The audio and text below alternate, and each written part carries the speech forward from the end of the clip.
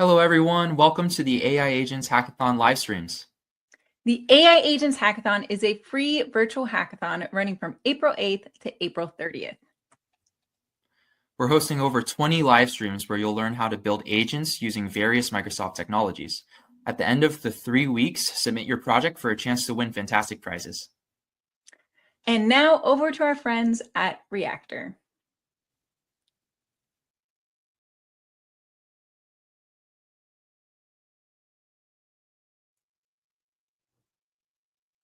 Hi, everyone. Thanks for joining us for the AI Agent Hack. Before we start, I do have some quick housekeeping. Please take a moment to review our code of conduct. We seek to provide a respectful environment for both our audience and presenters. While we absolutely encourage engagement in the chat, we ask that you please be mindful of your commentary, remain professional and on topic. Keep an eye on that chat. We'll be dropping helpful links and checking for questions for our presenters to answer live. Our session is recorded. It will be available to view on demand within 24 to 48 hours. With that, I'd love to turn it over to our speakers for today. Thanks for joining.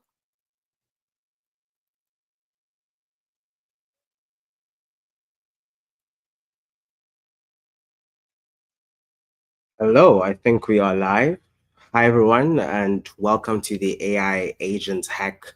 One of the AI Agents Hacks live streams. My name is Homalemo Mohapi. I'm a cloud developer advocate at Microsoft. And today we're going to be doing a session about building your own agents with OpenAI.net and Copilot Studio. So the main agents will be built in Copilot Studio, but it will be powered by models which are developed by OpenAI, and that infrastructure will then be built with .NET. So let's actually go through just a couple of slides because I want to spend the majority of today making sure that we're actually doing a bunch of demo. So like I said, today we're going to be building an agent. That's essentially what we're going to be doing.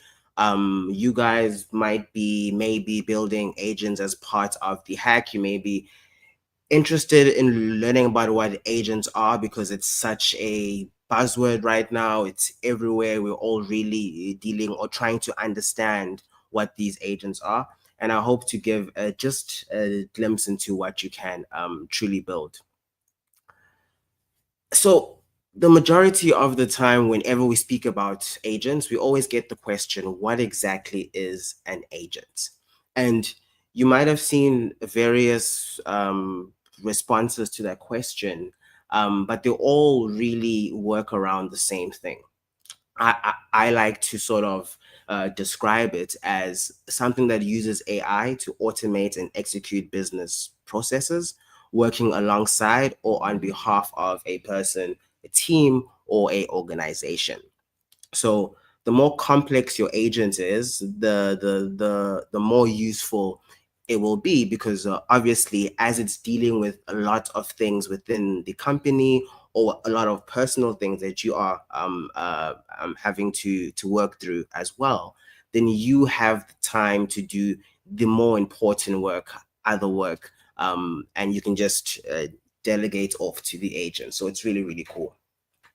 Within the context of the Copilot Studio realm, you can build agents and deploy them to Microsoft 365. You can also deploy them to personal apps or websites that you build as well. The possibilities are truly endless with exactly what you can do with agents. But with that out of the way, let's talk about what we're going to be building today. Today, we're going to be building a sort of a fun agent called the podcast marketing agent. As I've said, we're going to be using the Azure OpenAI service, and then we're going to be using .NET and Copilot Studio. Or OpenAI or Azure OpenAI rather is where we're going to be deploying the models needed to build out the infrastructure. And then speaking of the infrastructure, that will then be built inside of Visual Studio, where we will be building a minimal API.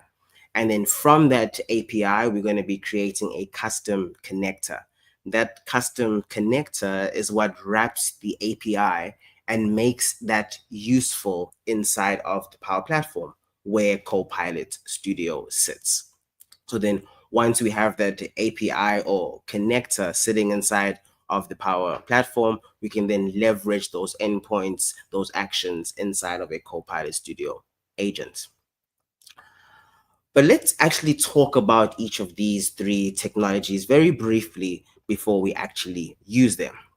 So the first one is Azure OpenAI Service, which provides REST API access to some of OpenAI's most powerful models.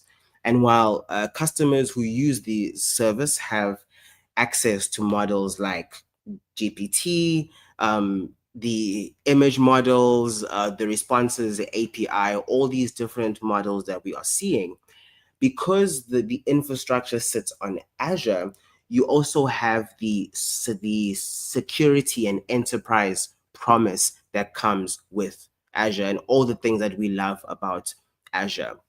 And Azure speaks directly or works on this product with OpenAI. So you will always have the latest models, hopefully on the platform of your choice. And then we'll be using .NET. Very, very quick, .NET is a free cross-platform open source developer platform for building all sorts of applications, the ones that you are seeing on screen. And we will be using this platform. Primarily, we'll be using the C# language to build out an API using Visual Studio so that we can interact with these models from OpenAI. As some of you may know, with .NET, we are able to build all sorts of things using a vast array of tools that we all know and love for each of the main operating systems, and it's supported by a really rich ecosystem that really powers whatever you are building. So that's pretty cool. But then, of course, the actual agent itself will then be built in Copilot Studio. Copilot Studio is an end-to-end conversational AI tool. It is part of the Microsoft Copilot stack, and it's also part of the Power Platform.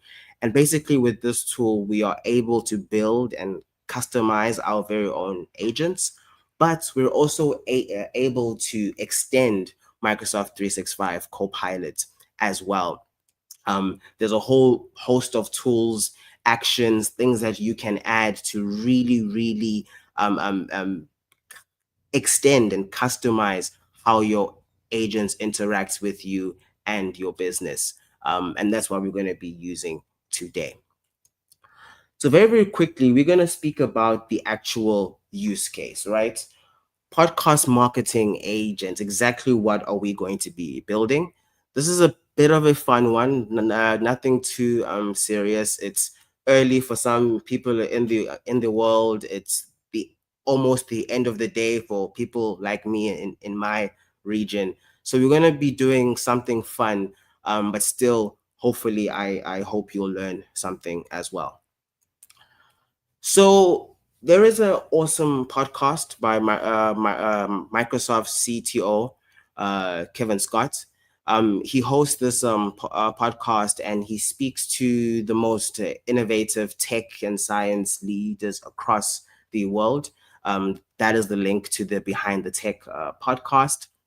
And essentially, this use case is inspired by a demo that he did at Microsoft Build, where he built the entire infrastructure in Python.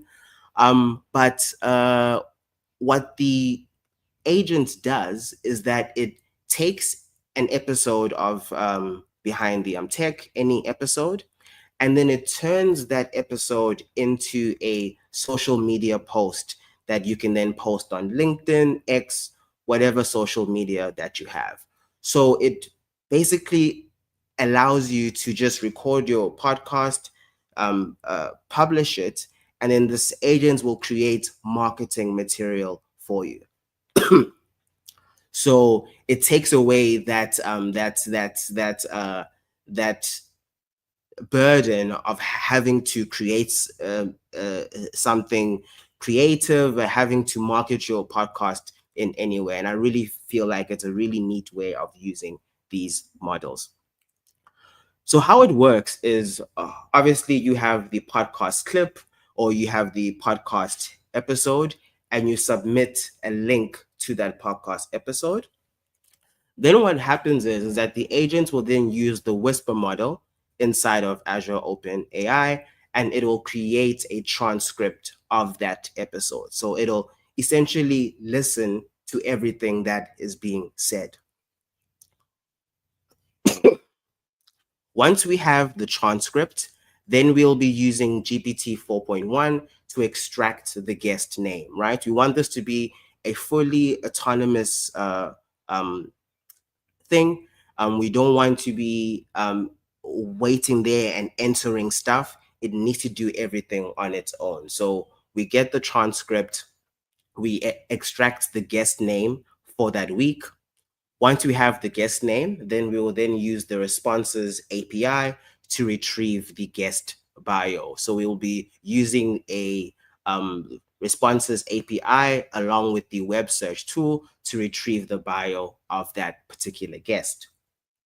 Once we have the transcript, once we have the guest's bio, then we can create the actual social media blurb, what we will be posting on social media, with the context of what has been said in the episode and the context of who the guest is. I think that's enough to create a pretty compelling social media blurb.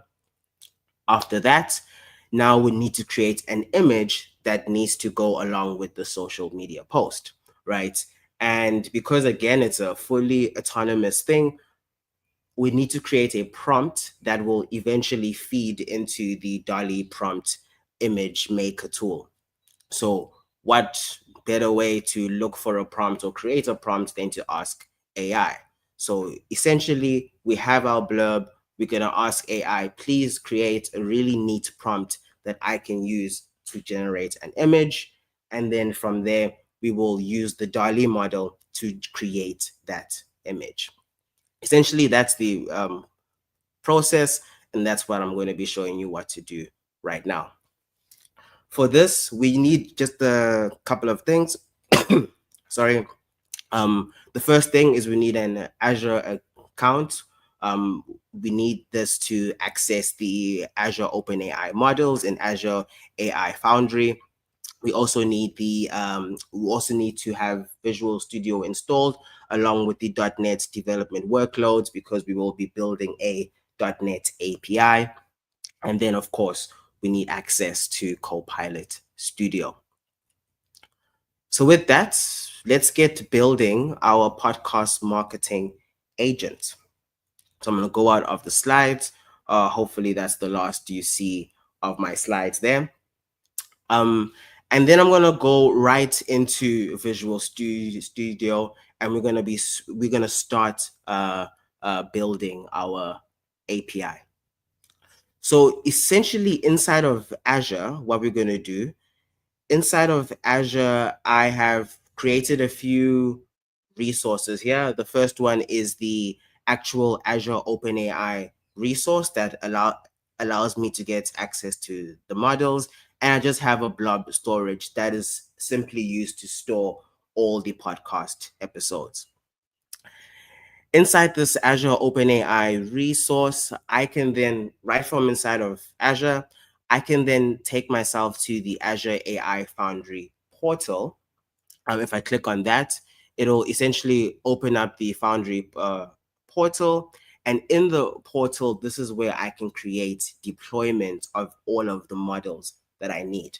You'll see I have the DALL-E model here. I have the GPT 4.1 model and the Whisper model as well. It's as simple as going on the left-hand side to the deployments tab, clicking on deploy model, deploy base model, because that's the type of model that I need. And then I can just select any one of these and essentially create a deployment or a copy of that model for myself, right? And then, since I have already created those models, we can go ahead and go straight back into our code. So this is a .NET Web API project. I'm just going to run through exactly what I did just to show you exactly how it works. So what we'll do is we'll first start with the namespaces that we need for the .NET project. And what I'll say is, let me add the first two. So we're going to have Azure AI .OpenAI, and we have the Azure Identity package as well. The first one is simple. This is what gives us access to all our models inside of the Azure OpenAI service.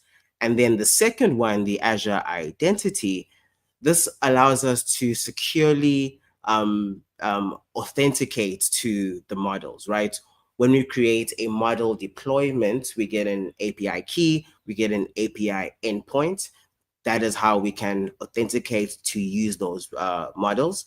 But the identity package allows us to authenticate securely so that we are not storing any API keys locally. We're not storing any API keys in our code. It just uses Microsoft Entra ID. So it's a nice way to authenticate to your models. And then after that, we need to get references to each of the various models and APIs that we are using inside of OpenAI. So we have audio for Whisper, chat for GPT, images for DALL-E, and of course, we have the responses API that we will be using to create the guest bio. And then the last one is system.web, because we're going to be doing a few webby things that I will explain in a moment. Once that's done, I'll just walk you through my podcast marketing class here.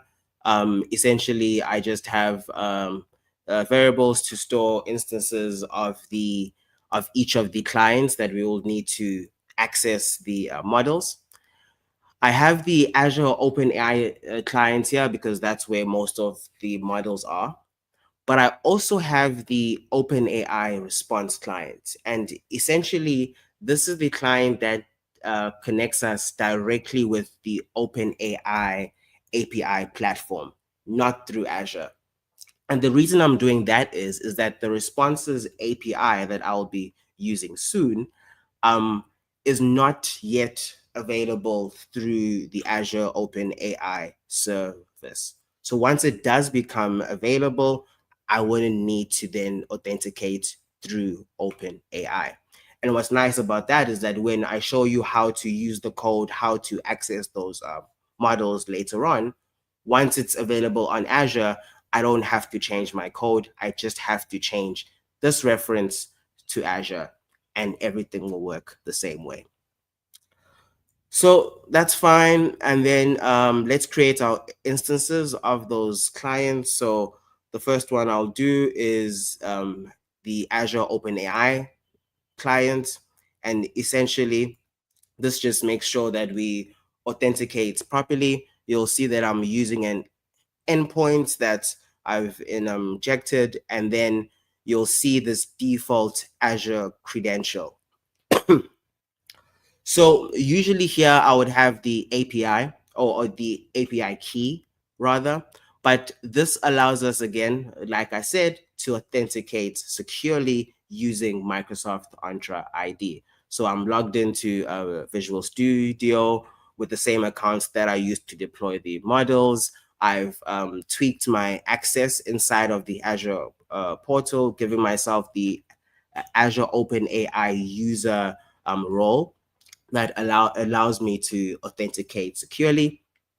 So that's for the Azure OpenAI clients and models. And then, of course, we need to do the same for OpenAI as well. So in this case, we would then need the model and the API key, which I've stored securely. So with that done, now we can actually work on the actual endpoints that we're going to be needing later on.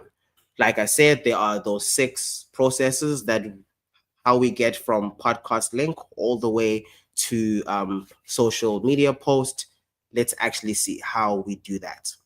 So the first thing is we need to get the podcast URL and we need to get the transcription. So how that is going to work is I'm going to get a few lines of code. So we get the podcast URL. We need to decode that, making sure that there's nothing funny going on with the structure of that URL link.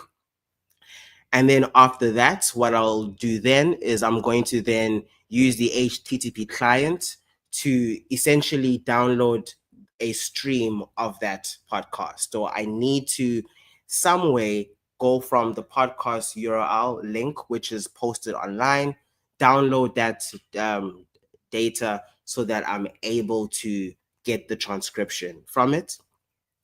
And then, of course, after that, I will then call the various clients that I need. The first client is that audio client that uses the Whisper model. You'll see here I have the word Whisper. That is the name of the deployments that I have up in Azure.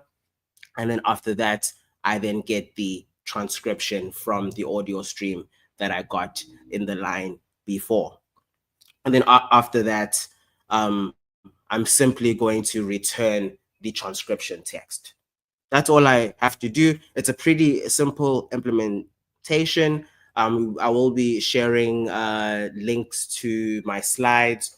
All of the code that I've written, all the code that I've referenced are in those slides as well.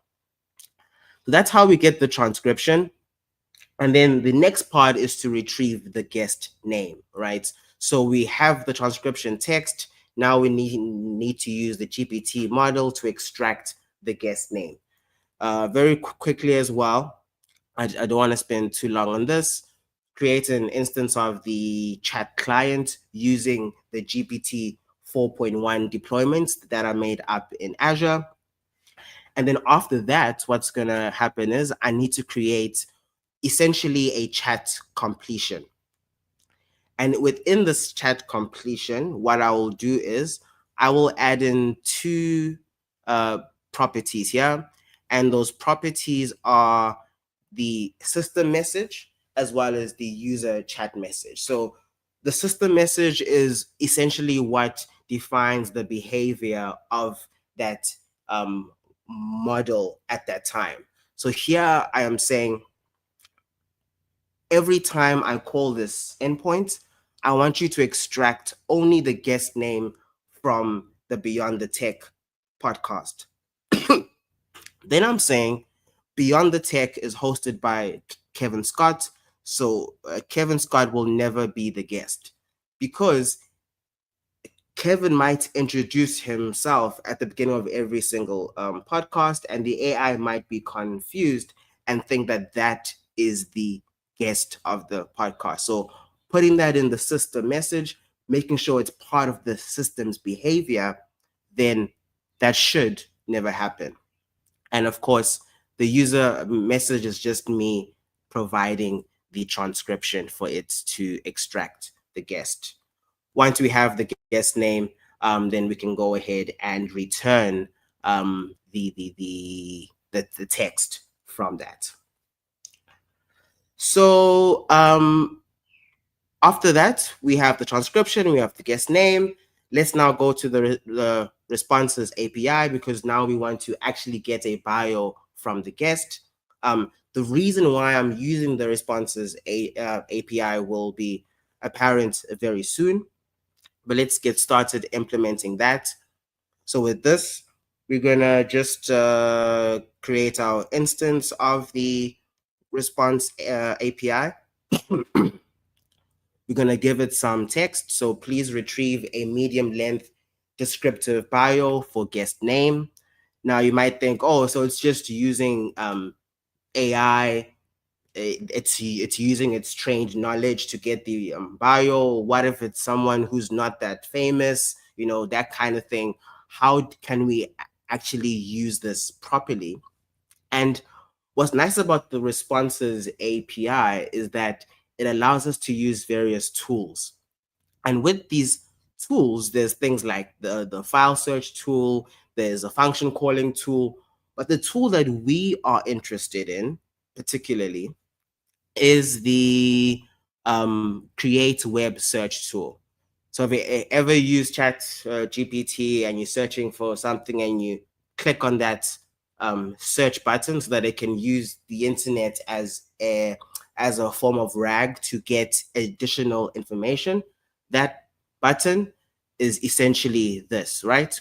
Using the web search tool to augment the model's existing knowledge. So even if I were to put my own name, someone who's not that well known, it should try and retrieve things from the internet about me. So that's, I think, is very important in this instance. And then, of course, at the end, what we will do is that we will just extract essentially the response from that response API. Here is the guest. Please fetch his bio, and then we are getting the bio back. So we used Whisper, we used GPT and responses API. The rest is pretty much the same. I'm not going to go through each line of code one by one. For example, if you look at the create social media blurb endpoint, it's the same thing as the other GPT-4 endpoint. But in this case, our system and chat message are different. This time I'm saying you are a helpful large language model that creates LinkedIn promo blurbs. And then for my user message, I'm just going to say, please create a short summary of this episode that will be appropriate for LinkedIn. And then as additional context, I'm giving the model the transcription, so what was said in the episode, as well as the bio of the guest. So that's how we get that value back. And then after that, we just return whatever is made from the AI. Same thing with the Dolly prompt. Again, it's a GPT implementation. We're not gonna spend too much time on that. Again, same thing, but the system and chat message is different. We give them the social media blurb, and hopefully we get a pretty descriptive Dolly prompt that comes back from there. Once we're done with those endpoints, we can then take it further down, and now we need to actually create the image using Dolly. So because we haven't really seen how to implement the Dolly model inside of a .NET API, let's go and paste that in. Just like how we use the audio client, the chat clients, now we are using the image clients along with the name of our deployment. And then after that, we're going to go ahead and configure some additional options that we need for the model. Things like image quality, size, style, and response. You can do essentially the same thing for the chat models as well, where you can configure things like your top P, your temperature, that kind of thing. If you don't do this, it'll just sort of stick with the defaults. But for this, I just wanted to make sure that these are the options that I'm getting every time I create an image. Once that's done, we'll go ahead and just generate the actual image. Once I get the prompt from the previous endpoint, I'm going to append high quality digital art just to ensure that we get high quality art every time. And of course, I'll append the options that I've configured as well. Once that's done, then we'll go ahead and return the image. So that's it, really. We just defined 6 endpoints here. And again, the code will be in the slides, in the resources that we will share. And that is the process of what our agent will be doing. And you will understand why I'm building this out in endpoints later on when we actually build the agent. So I'll go to program.cs to configure the actual minimal API. Here we have the actual podcast marketing class instance that we have. And then I'm going to define the endpoints very quickly. I'll just paste them all in and just go through one for those who aren't familiar with this type of implementation. So again, minimal API, the transcription endpoints, along with all the parameters that we need. And then I'm using response models so that I could generate a JSON response object that I will then use inside of the Power platform. To keep this in mind, as I'm developing this API, I'm developing so that we have the basic infrastructure that we need and can use inside of Copilot Studio, because that is where we are building the actual agent. Here, I'm using the Azure OpenAI Client Library package to use the Azure OpenAI Foundry models and to manipulate and use them inside of .NET. So this can be applicable to any apps that you use, and then wherever you build your agents, you can then use this particular logic. So with that done, let's actually just run this and do a very, very quick test just to see how this will work. So I'll just run the API. And then once we run the API, we'll just make sure that the endpoints work before we actually move forward and use this inside of the Power platform. While that is running, it's just creating the port and then running that through. Okay, there you go. It's coming up. I see a quick question in chat while this is running about the NuGet packages that I'm using. The ones that I installed is the Azure OpenAI Client Library that allows us to use the model deployment inside of .NET. And the other one is Azure Identity. That is the package that enables us to authenticate securely to our model deployments. Right, with that now up and running, we can just go ahead and just test the first one. Really, I don't want to go through all of them, just to show you how that will work inside of Copilot Studio. But let's try the transcription endpoint, and essentially I just paste in a link to the podcast episode or a snippet of it. We click execute. That will then download the audio file as a stream, pass that into the Whisper model.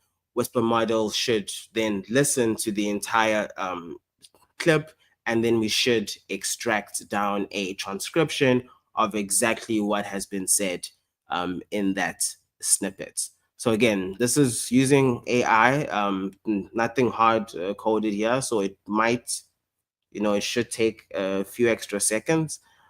But again, this should all be an autonomous process that runs in the background. You just submit your link and everything should run on its own. So hopefully we should get that coming in momentarily. It is taking a little longer than usual, but we'll see how some of it works. Okay, let's see. So we do have a bit of an error.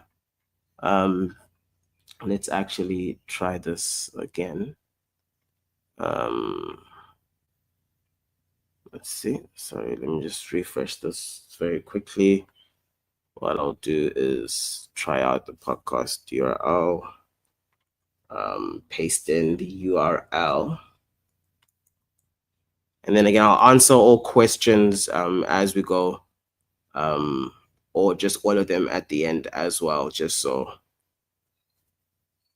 we can focus on getting this this agent complete.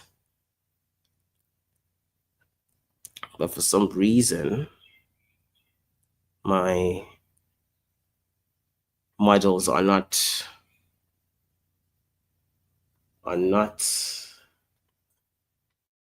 cooperating with me. Let me take a quick look at what's going on. Did I implement this? Okay, there you go. It seems like it's working this time.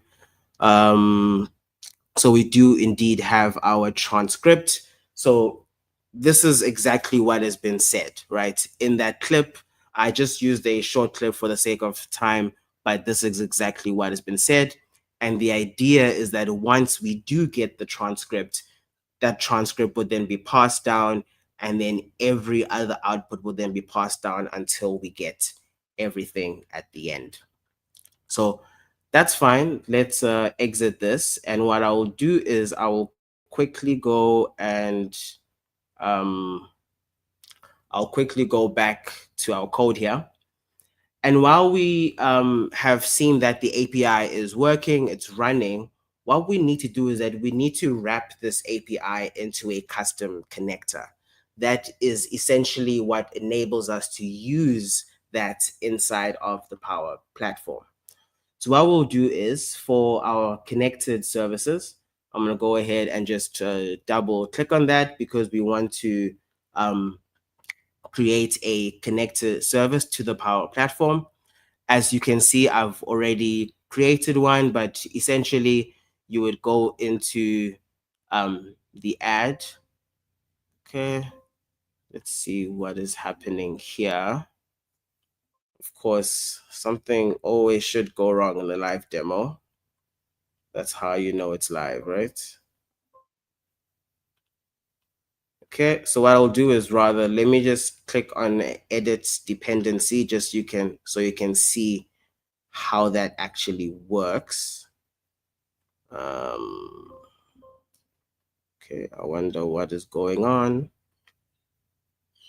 Just want to show you how this works. Where long is it? Okay. Okay, so it's not popping up at the moment, but that's fine. We can look at that later on. But essentially, what happens here is that I would add a dependency to the Power Platform. So what it does is directly from Visual Studio, I can sort of export my API into a custom connector that I can then use inside of the Power Platform. And it does two things. The first thing is that it creates the connector, but the second thing is that it creates a dev tunnel. And essentially what a dev tunnel is that it temporarily exposes my API publicly so that I can test it inside of the Power Platform. Since the Power Platform is an online tool, I need to access it through the browser. That is a very quick way of us just quickly going and testing the API in that tool. Once I'm happy and it's working, then I can take the additional steps to actually publish the API so that I can use it anytime I want to. So now that that is running, let's go into the browser. And what I'll do is I'll go to the Copilot Studio homepage, and this is where we're going to be building the agents, right? So in Copilot Studio, those who haven't used the tool yet, building or creating agents rather is as simple as going to the create bar on the left-hand side, clicking new agent, and then it'll open up this conversational builder pane where we can have a chat and build the agents. Essentially, I'm going to skip that, and I'm just going to go straight into creating the actual agents that we need. And then for description, I'm just going to describe exactly what this agent does, right? You are an AI assistant that creates a social media post and image for a podcast. That's all we need for now. So I'll go ahead and create that. And then that will create a very bare agent that doesn't really do anything yet. Because what we're going to do with this agent is that we're going to add in actions. And the actions are what give the agent its abilities. In the Power Platform, we have a very vast Power Platform connector ecosystem where you can connect to more than 1,000 different apps and services, both first and third party. But you can also create custom actions as well, which you've kind of seen me already do as I was creating the .NET API. Let me actually show you what I mean. But first, I'm going to turn on this orchestration button here. And essentially, this allows me to have generative orchestration among my agents. And what that means is that I can just add in a bunch of different services and apps and all these different things. And Copilot should be smart enough to recognize which action to use for whatever use I need at that time. So when I go straight into actions, what I'll do is I'll add an action. Then once we add an action, you can see there's different things that we can do. For example, if you want to add in a weather action automatically, just search for the type of service that you need, add the action to your agent, and immediately I can just say, hey, what's the weather in so and so, and it should be able to recognize that, hey, I have a weather action that can answer that question. But in our case, because I've created the custom connector, what I can do is that I can then use the API I've just written, right?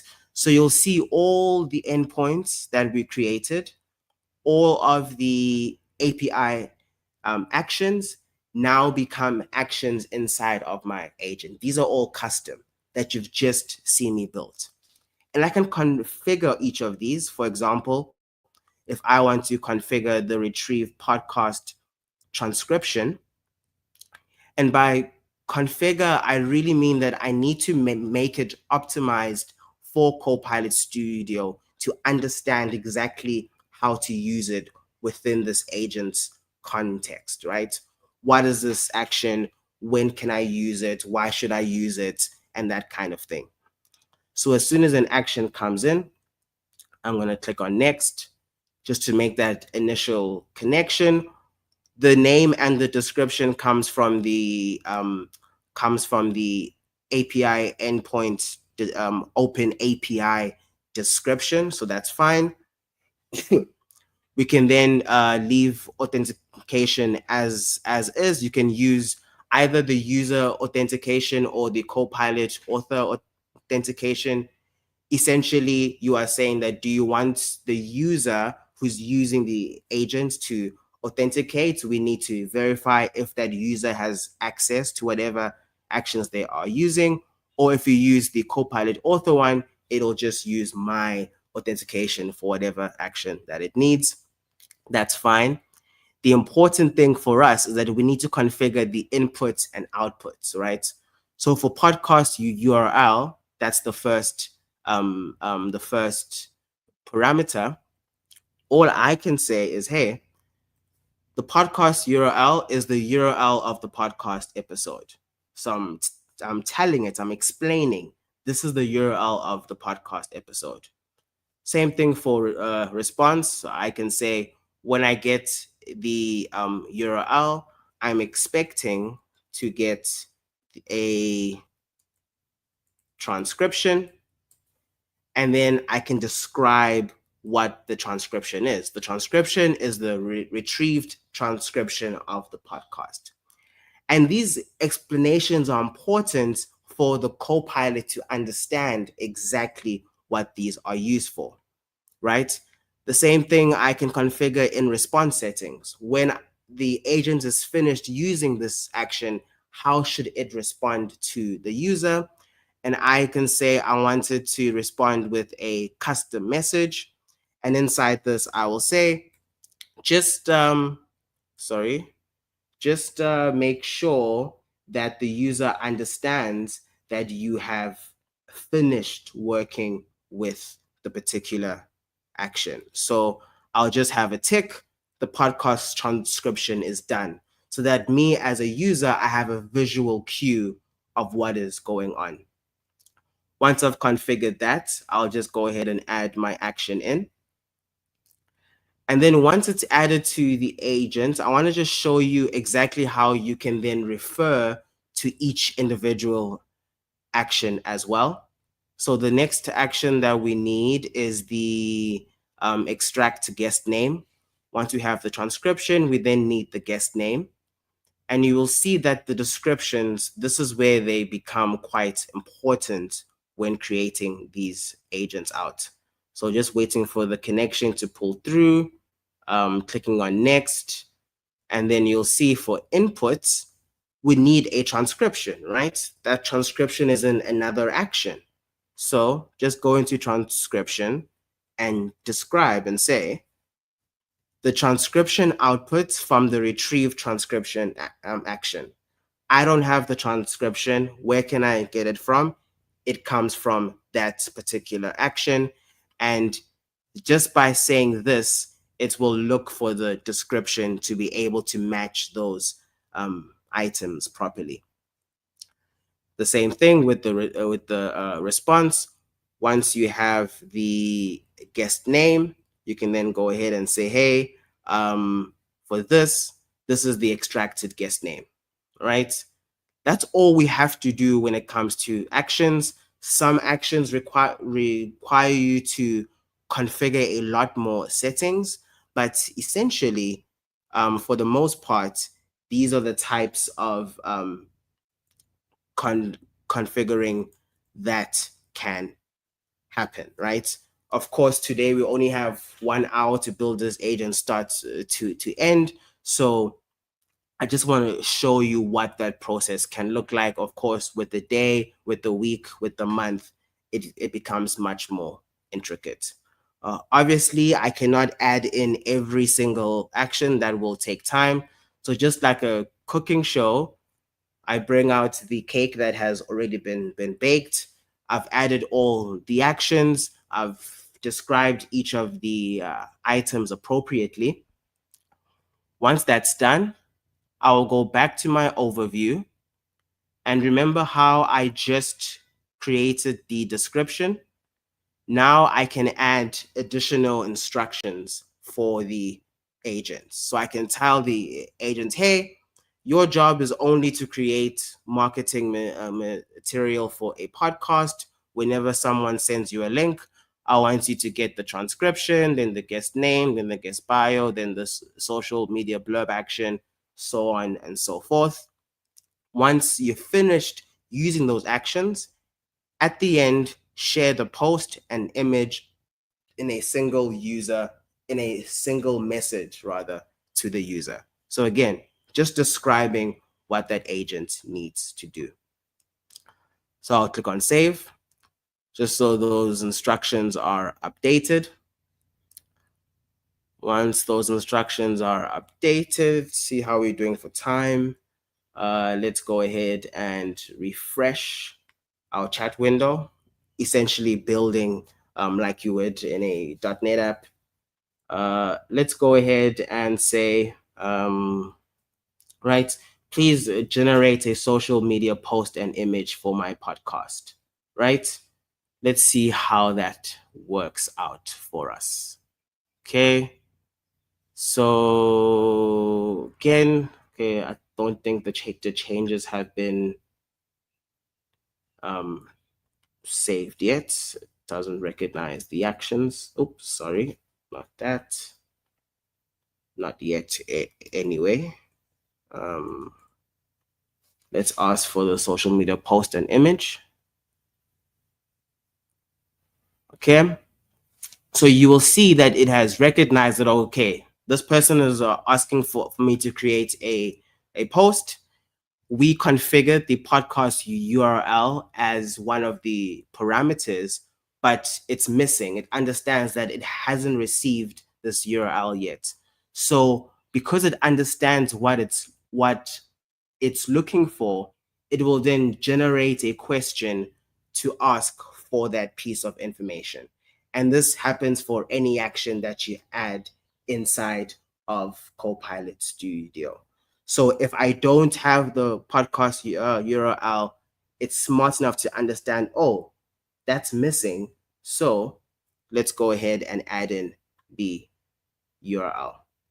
So I've pasted in the URL. You can see it has pasted it into the actual parameter. It's connecting to the API, talking to Whisper. That's the first model. And we'll see how that process goes. Hopefully it doesn't time out. There is internet connectivity issues happening on my end, but there you go. It created the transcription. It got the podcast guest name. Now it's trying to get the bio. And again, this is all happening on its own. This is just for us to see the process as we are still building. It has the guest bio now. The next step after that, okay, it correctly says, okay, let's create our blurb with the transcription and guest bio. Once the blurb is done, okay, let's create our Dolly prompt. Once the Dolly prompt is done, let's go ahead and create the actual image for the post. And then once the image rather is created, hopefully then it listens to what we've said in the instructions, where please display the post and the image to the user in a single message. And there you go. It has done exactly that. So you'll see that it has created the post and it has created the image as well. As we know, in this particular podcast snippets, the guest was Neil deGrasse Tyson. He's a science guy. It's a tech podcast. So it's using those themes to create the image for us as well. This makes it so that every time you have a podcast episode, all you need to do is send in the link and it'll orchestrate this entire process for you. I can then post this on my social media. So just as we're nearing the end, let's go to PowerPoint very quickly.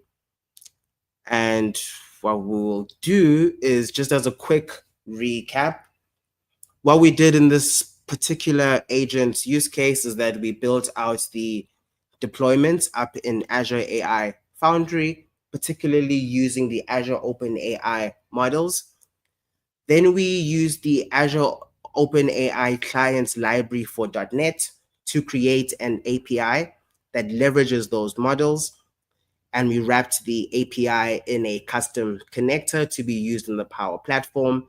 And then after that, we used that connector in an agent built inside of Copilot Studio.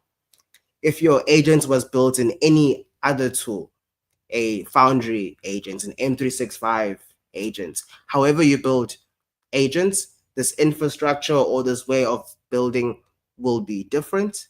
In this case, the agent is built in Copilot Studio, so we had to build the underlying infrastructure a bit different.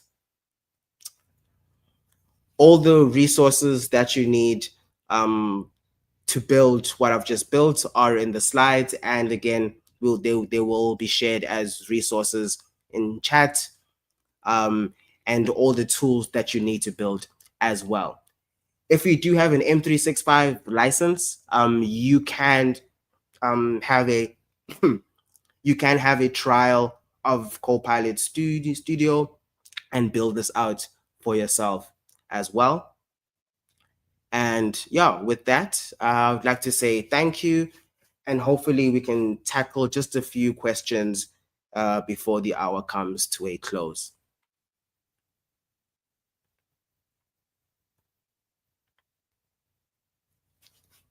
Right. Let's see. With regards to questions, NuGet packages. Yeah, I think I explained that, but just very quickly, the packages were the Azure OpenAI client library for .NET to use the models, and the Azure Identity package to authenticate securely. Can you create a multi-agent system through Azure AI Foundry? I'm not the expert on Azure AI Foundry, but I'm 80% sure that you can. I'm 80% sure that you can. So definitely check that out. Or I can find out for you. Follow me on socials, and I will get that answer to you. User assigned identity on the OpenAI resource. Yes, user assigned identity roles in the Azure portal. The one I selected was OpenAI user. That is the one that I had to assign to authenticate securely. I'm also seeing Roger saying could extract some of the bio from the podcast to help the web search. Yeah, that is true. Usually the host speaks about the guest a bit in the podcast episode. So yeah, using that to help with the search as well could go wonders. Raj is asking, what would be the limitation to build the same in Copilot Studio itself, as we can give the URL of the video as knowledge source? Can't we try to do the same, or are we doing different models? You can essentially do it in Copilot Studio as well. This particular scenario does two things. It just shows you it shows you how you can use various products inside of the Microsoft ecosystem, Microsoft Cloud, to build a pretty cool agent. And two, it allows you to extend agents that are built inside of Copilot Studio as well. Copilot Studio is a perfectly capable product. It allows you to build agents pretty well. But as with most people, they tend to have a certain skill. Like if you're a pro dev using Copilot Studio, while you'll build the initial agents there, you might want to rely on those pro dev skills to build out the infrastructure using a pro dev language. If the podcast is very long, does the AI throw away initial tokens, last tokens, or just fail? So with the Whisper model, you are able to break out audio files into chunks, and essentially you would transcribe each of those chunks, and then at the end of that, you would join the chunks together. And then using a model like 4.1 to search for the guest name and do all those other things. GPT 4.1 is a model that has a large token size. So I guess that would work in your favor then. Sad one cannot try Copilot Studio unless one has a business email and subscribed.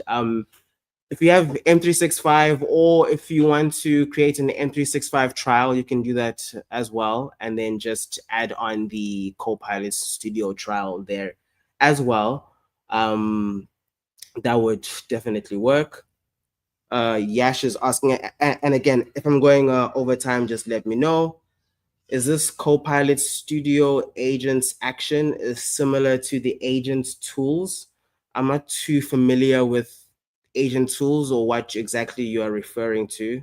Please let me know. So the agent is given the step-by-step actions to take and does not know the step to take on its own or determine which agent to call on its own. It all has to be given in the instructions. Yes and no. Because this is a because this is a one process agent, I use the instructions to tell it, okay, in this process, use these actions in this order. But in the case where you want to add, let's say, the weather agent, or you want to add the weather action or the email action or any other actions that we have access to inside of Copilot Studio, if I were to say, okay, create the social media post, but then I want you to send it to me via email as well. Then because I have the Outlook action, it will then say, okay, here's an Outlook action. Let me send you the email. When you have multiple actions like that, then it's not really necessary to have the instructions because it determines what to do per task, if that makes sense. In this case, I'm saying create the social media post. When you create the post, do all of these things. And that's why I use the instructions. Would it not be better to only have a single action and do the steps in .NET code? Understanding being, yep. That is very true. I initially had this as a single action. So one endpoint, one action. The only issue with that is that actions have timeouts.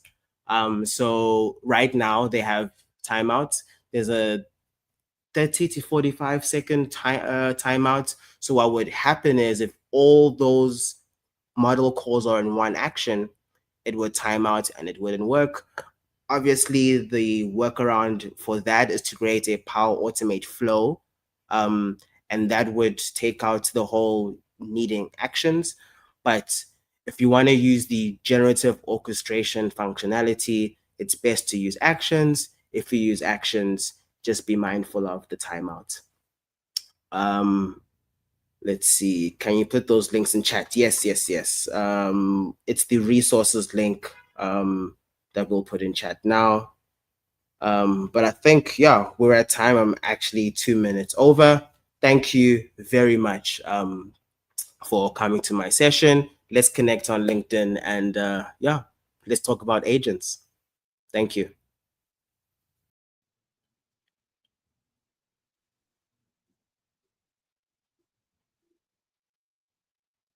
Hi, everyone. Hope you enjoyed today's session. If you aren't registered for the AI Agents Hackathon yet, register now at aka.ms/agentshack and start hacking on the agent of your dreams. And if you have any questions along the way, just post in our GitHub discussion forum or attend our live office hours in Discord. And of course, make sure that you keep attending the live streams to keep learning about agents. Once your project is ready, submit it before April 30th at 11:59 p.m. PT to be eligible for our prizes. Thanks for joining.